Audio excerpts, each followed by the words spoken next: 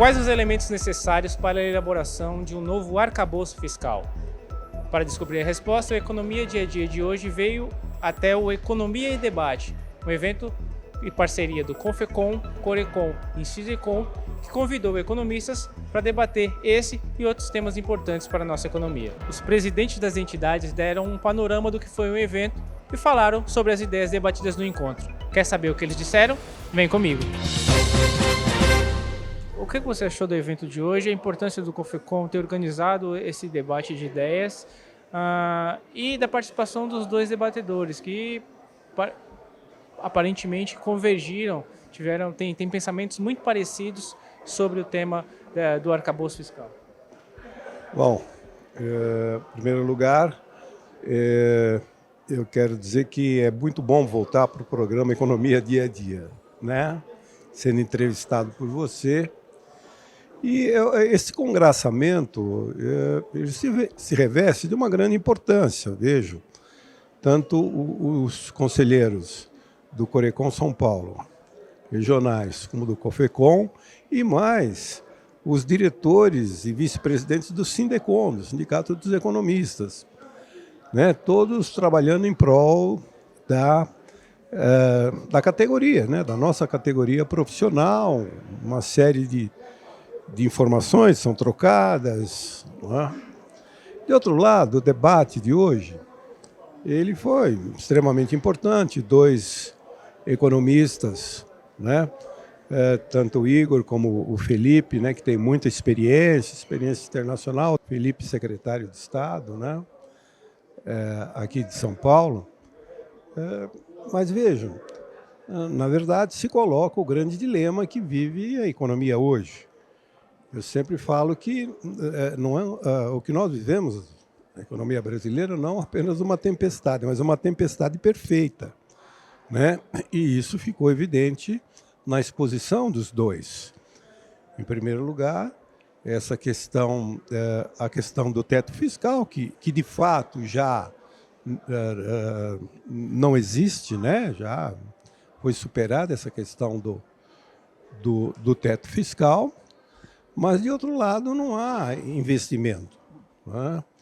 E vejam, à medida que o Banco Central, ele, para combater a inflação, vai elevando a taxa de juros, né? E essa inflação não tem só causas internas, quer dizer, você tem uma crise que é uma crise internacional, e isso leva ao que nós chamamos de uma inflação de custos, né? Inflação que vem do lado da oferta na cadeia produtiva. E o Banco Central, então, para combater essa inflação, ele eleva as taxas de juros. Mas, veja, à medida que ele eleva as taxas de juros, o que ele provoca? Ele inibe os investimentos. Inibe os investimentos e nós não conseguimos, de certa forma, resolver o estoque de desemprego que nós temos. Né? Você tem aí 14 milhões de desempregados, se somados mais os desalentados e os subutilizados, isso dobra. Então, veja, aí você tem um desemprego acentuado, e é óbvio, isso provoca também, quer dizer, reduz o ritmo da atividade econômica.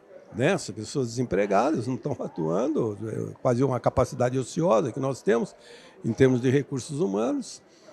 E então, se você não aumenta o ritmo da atividade econômica, em síntese, se você não aumenta o PIB, né? Porque, claro, aumenta esse ritmo de atividade, aumenta a produção, e isso, é claro, se reflete na evolução do PIB.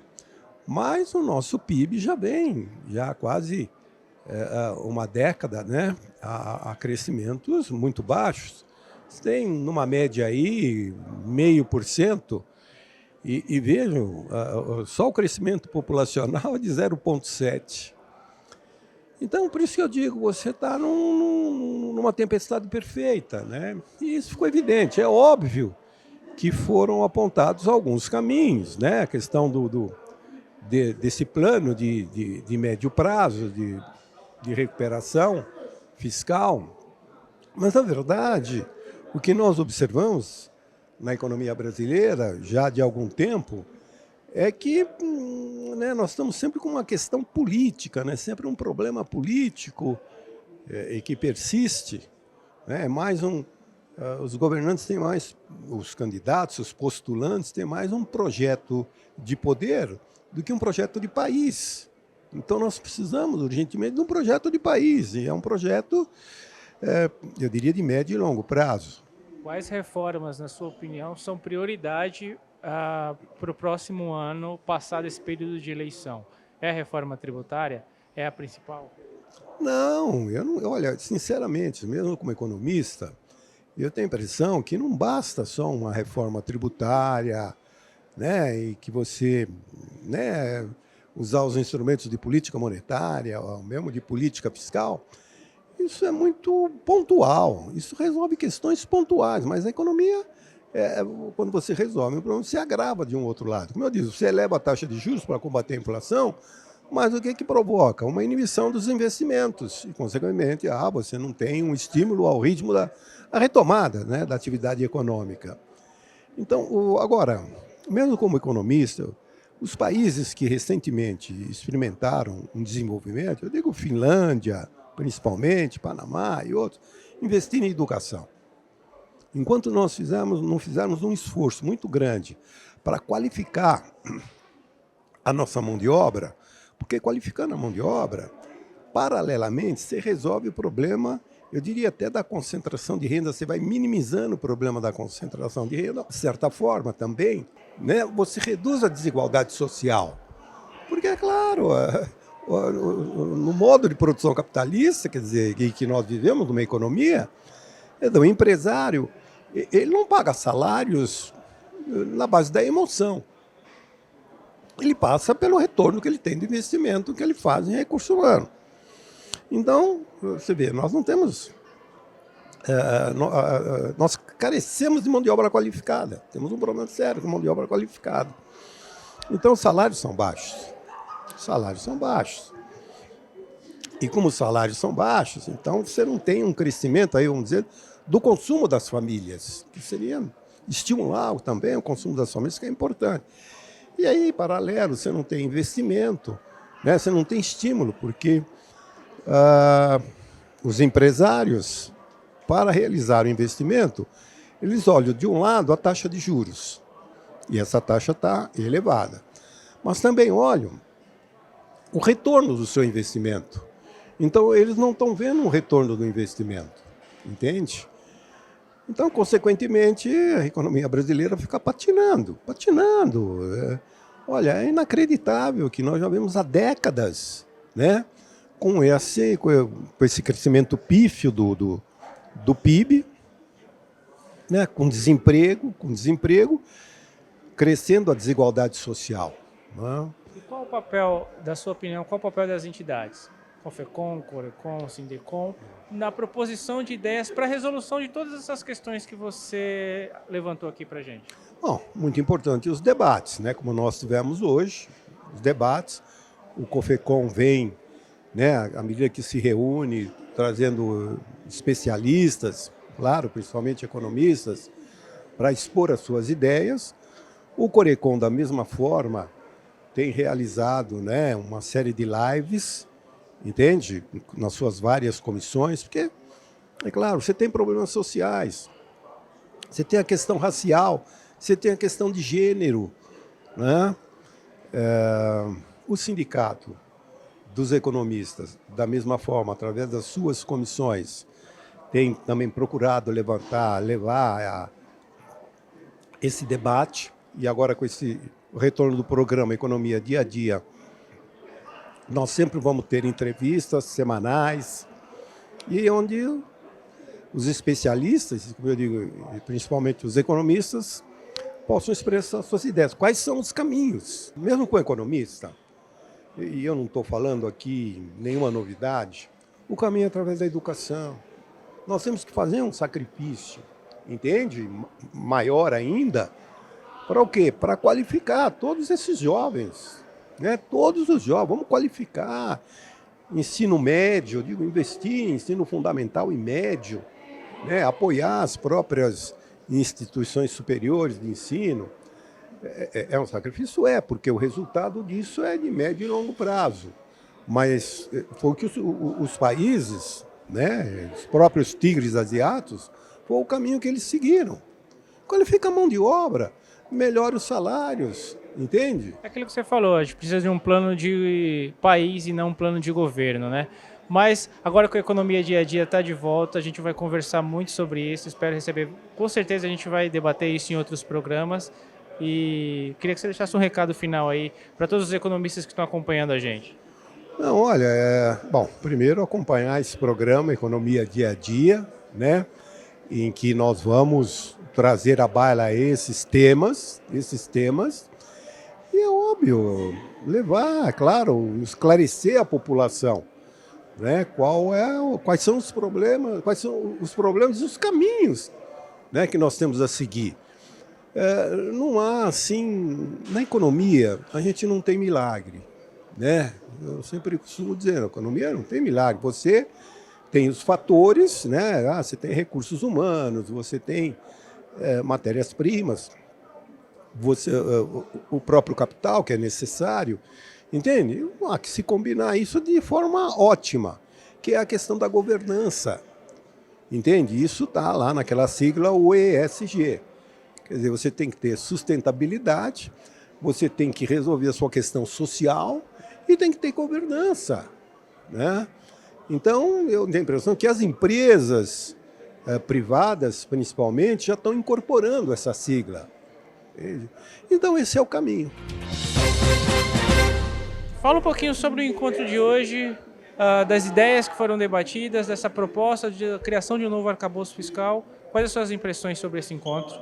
Olha, a primeira coisa que eu tenho de dizer é uma grande satisfação nossa que o Conselho Federal de Economia tenha se reunido em São Paulo, porque já não ocorre isso há 13 anos, a última vez foi em 2009. Então, o fato de estar em São Paulo nos honra muito.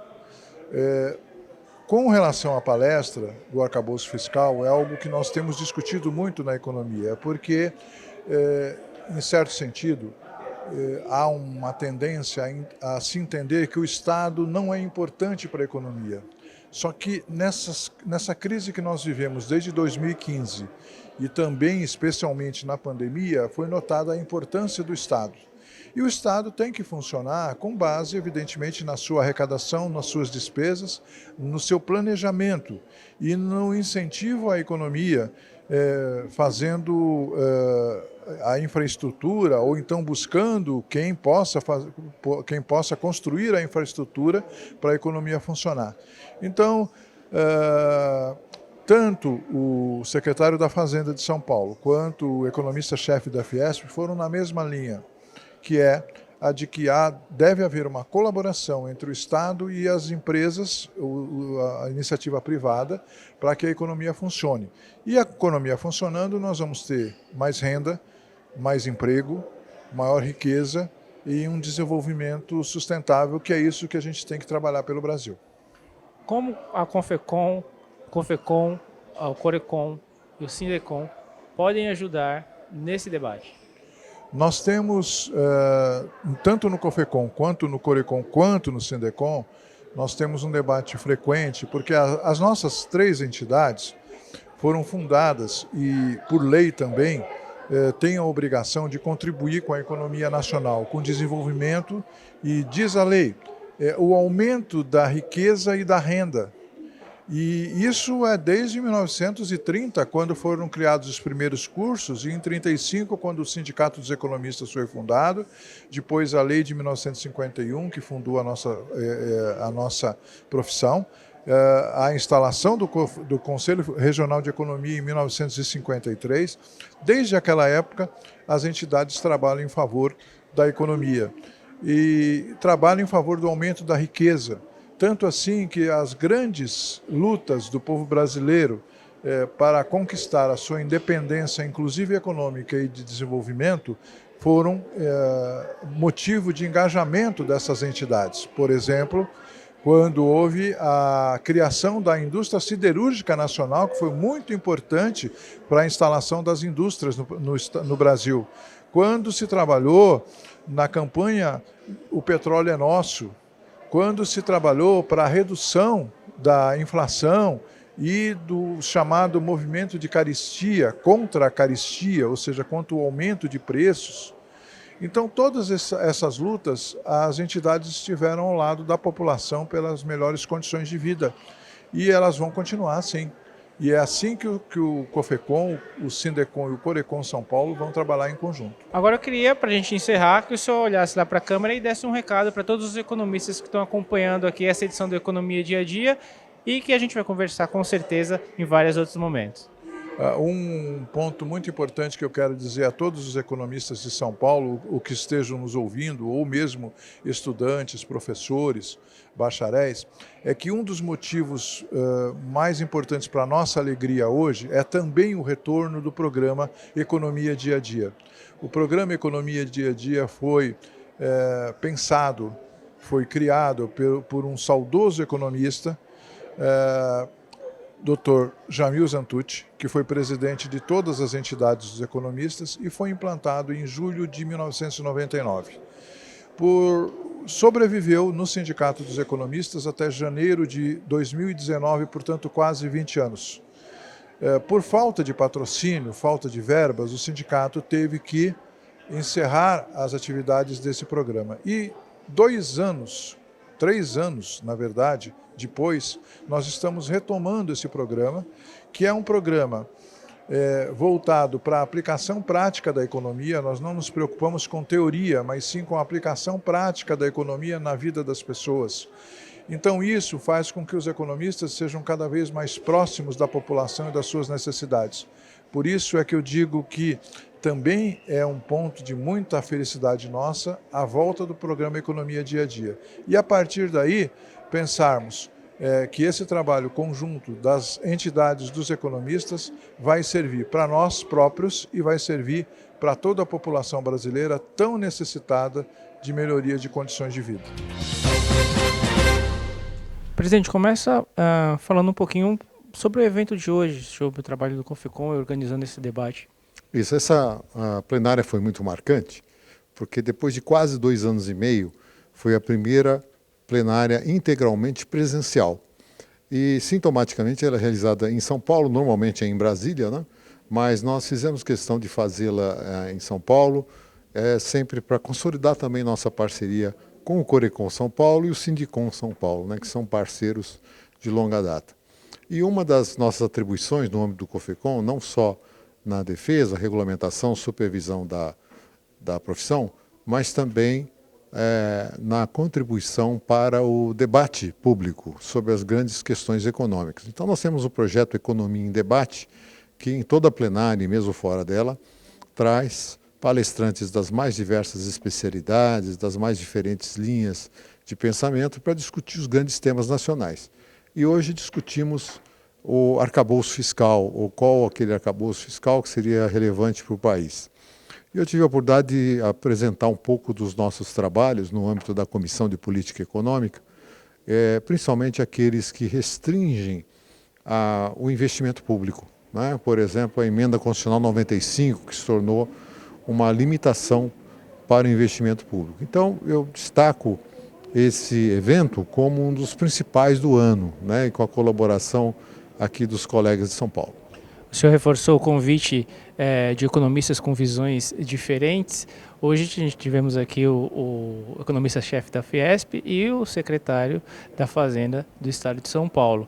O que o senhor achou do encontro dos dois? Eles tiveram ideias que foram muito parecidas, né, sobre essa questão do arcabouço. Isso foi interessante porque são 2 jovens economistas, muito bem formados e que representam tão bem essa nova geração, né? E como você ressaltou na sua pergunta, em ramos de atividade díspares, né? Porque um está como secretário da Fazenda no setor público e o outro na Federação das Indústrias. Então, isso também denota a versatilidade do economista, né? O economista é equipado para desempenhar suas funções na empresa privada, na universidade, no governo, nas empresas de consultoria, né? Na pesquisa acadêmica, na pesquisa aplicada. Então isso é a riqueza do economista e que tão bem acaba sendo retratada nesse projeto que a gente faz do Economia em Debate. Para a gente encerrar, como COFECOM, CORECOM e SINDECOM podem ajudar a enriquecer esse debate aí, não só agora que a gente está entrando num período mais forte das eleições, mas para a próxima legislatura, aí, vamos ter um Congresso novo, vamos ter um governo novo. Como que as entidades podem ajudar nesse debate? Eu acho que as entidades são fundamentais, não só para se posicionar frente aos grandes temas nacionais, como também fomentar o bom debate, né, das ideias que são aquelas voltadas para o desenvolvimento econômico, a diminuição das desigualdades. Então, nesse sentido, a parceria COFECOM, CORECOM São Paulo e SINDECOM tem sido fundamental para solidificar a nossa atuação como entidades representativas dos economistas e que temos muito a colaborar para a sociedade, especialmente nesse momento de transição em que se avizinha e se vislumbra um novo Brasil, né, uma nova realidade que enfrenta enormes desafios, mas também para o suprimento desses desafios, também uma grande potencialidade.